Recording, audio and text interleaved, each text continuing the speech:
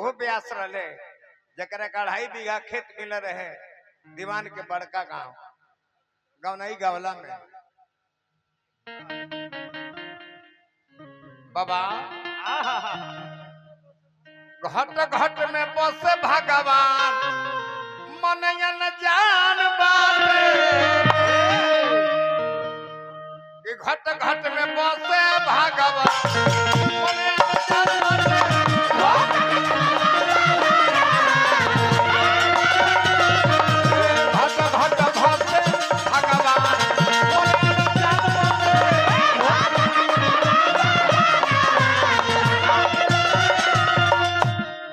आज जौना परिवार में हम आयल बने ए परिवार के ही नारदी विद्या शुरू कैल है स्वर्गीय हीरालाल सिंह जी अरक में नवारसा पर बसल बने वही परिवार में हम आयल बने नारदी विद्या के गौनई शुरू कई हमारा बक्सर जिला में स्वर्गीय हीरालाल सिंह के आज हमने के पूरी मिलता सब्जी मिलता दाल मिलता रोटी मिलता स्वर्गीय हीरालाल सिंह के देन बलिराम लाला हीरालाल सिंह बलिराम लाला हारमोनियम मास्टर हीरालाल सिंह व्यास जी ओहे देखा देखी कमलबास कुंवर पैदाइश हो हम गायत्री ठाकुर के चेला ना है गुरु मननी गुरु मानल जाला बाकी गौनई हीरालाल सिंह जी बलिराम लाला जी स्वर्गीय दीनानाथ कुंवर जी हम करे गो भैया हमें राजेंद्र कुंवर जी ढोलकवार ले यही से गुरु घराना कहले ए बाबू कि मनया न जान बाटे भीतर से न दान बाटे अरे भाग से भेटई है भगवान मनया न जान बाटे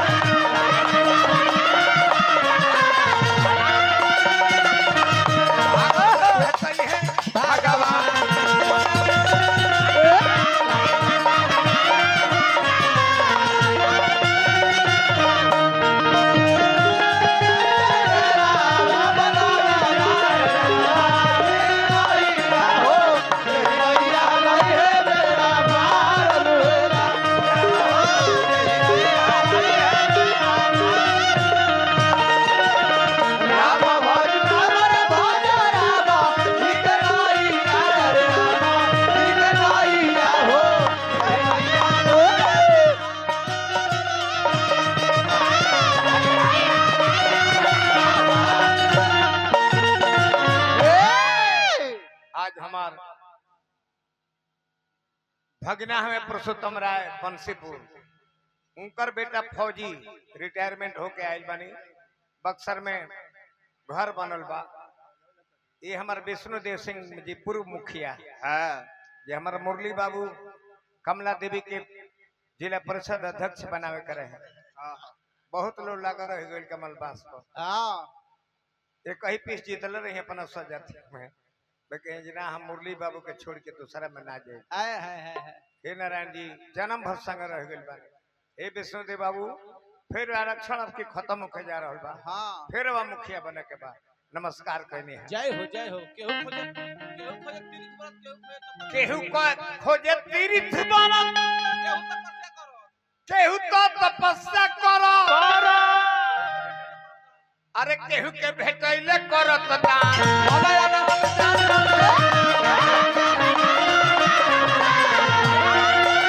केहू के भेटैले करत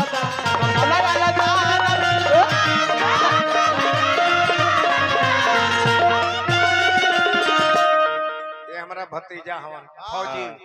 पहलवान हमारा गुरु घराना से हाँ जी 14 अगस्त के कार्यक्रम हुई नाती के भैला में 100 गईल राउर मामा जी हैं अच्छा हमारा राजकुमार बाबू मामा जी के माध्यम से पुरस्कार मिले हार्दिक अभिनंदन शुभकामना है ना हुआ क्या बाल खोजले बाल खोज रानावा में रावणो मरनवा में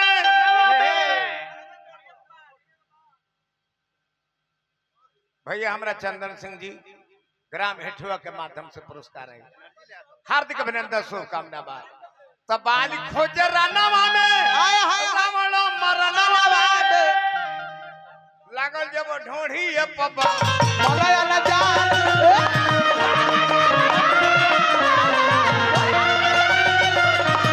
हमर जब ढोढ़ी परमा मलया न जान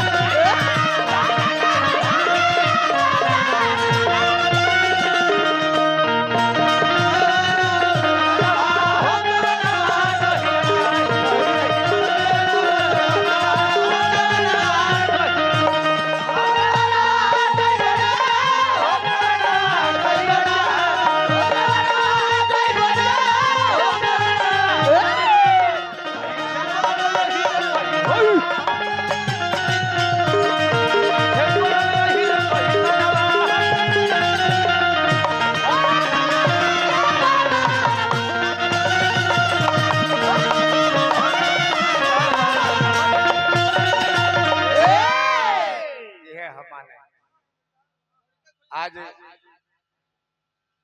जकरा महल के वाह वाह उद्घाटन ना कहल जाला हमने के भोजपुरी में हिंदी में गृह प्रवेश घर भोज कहल जाला। आइल बन जा जी वहाँ के पिताजी चाचा जी हर साजिंदा कलाकार लोगन के हजारों हजार रुपए दे के सम्मान कैनी। नारायण जी हे तेरे धन जन के बरखा बरसत रहो प्रणाम कैनी है। जय हो कमलबास को आइल बड़े जरूर अगला साल कुछ न कुछ शुभ कार्य हुई। फतेह नारायण सिंह समाज सेवी हमें फिर तो हमारा खोजब अगला साल कुछ खुशहाली हुई जौन आंगन में लात धरी ले देखो साल में 4 हला गौन गावे के मिल गए परिवार हो ये भाव हो ये श्रद्धा हो। देखियो ऐसनो व्यास के मत बुलावो जे ऊपर से टीका कइले होखे और भीतर से हीका कइले होखे बुझाता शर्म के कुछ लागे न जा। ये टीका अच्छाई बुराई को छिपा सकती है। तिलक लगाओ बुरे कर्म करो कोई तुम्हें पहचानेगा नहीं। हम तो तुम्हें जानते हैं ना तिलक लगाते हो पीछे से कितनी बुराइयां हैं वो आप थोड़े ना कहेंगे चाचा वो शैलेंद्र सिंह बताएंगे। हम लोग जानते हैं चाचा जाना तरह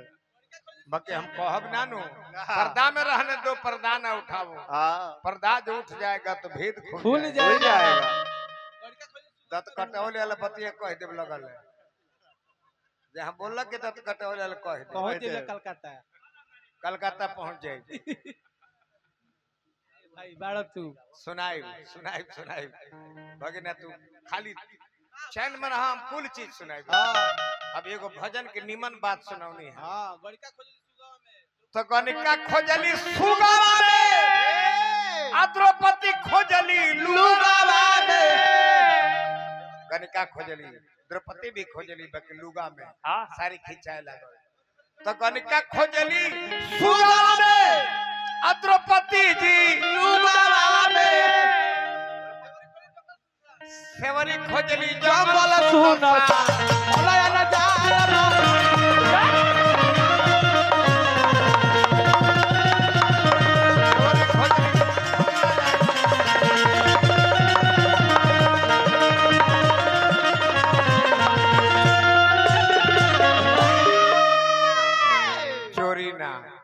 चोरी ना मेहनत मेहनत चोरी करी ले चोरियो सबका करे ना ए सागर भिखियो मांगे सबके नाम भीख मांगल केवल ब्राह्मण के ही काम केहू छत्री कहो भूमिहार कहो केहू अहिर कहो जो हम भीख मांग ले नाम मांगे ही ना केवल ब्राह्मण के ही काम है भिक्षा मांगल। वो मांग सकता ओकरा बोले आई बतियावे आई कैसे बुझा ये तेरे को जादू जी गरीब हो गए बाल बच्चा परिवार पोसी कैसे उम्र थाक गई उम्र थाक गई काम धंधा होई ना गरु माल पोसाई ना एक आदमी कहल सुनो सुन 10 दुआरी घूम दे बन तार पेट के पालन हो जाए परिवार चल जाए लगले घूमे पहल के दिन घूमले एगो मुसलमात रहली परिताइनिए के द्वार पर पहुंचल। हाँ ए परिताइन भीख दो। हाँ घर में से निकल के आई हाँ ढकना होत रहन पहले माटी के। हाँ माटी के ढकना में हाँ हतना जौ ले ले अइली। हाँ आप जीव गइल बड़ी घर में हाँ तो जादू जी के लुफुत छुटो झाँक ले ले अगना में हाँ कि गेहूं के पत्थर पसर ले पिया। हाँ तो उनका मन में यह भइल हाँ जो गेहूं लेके आई। आई आ जब जौ लेके आईली हाँ। आ दिहली दिहली तो कहते रही सुना सुना हमरा के जौ देता रू हाँ आ गेहूं अपन दामाद के पसर ले बड़े। अरे परितान कर जरेला ना करना अरे लड़ती ते भीख मंगा आइल बड़े कि हमारे सलोड़े आइल बड़े। हाँ। तो कहले जे हम भीख मंगवा ना है ना है भीख मांगले रंग से रंग से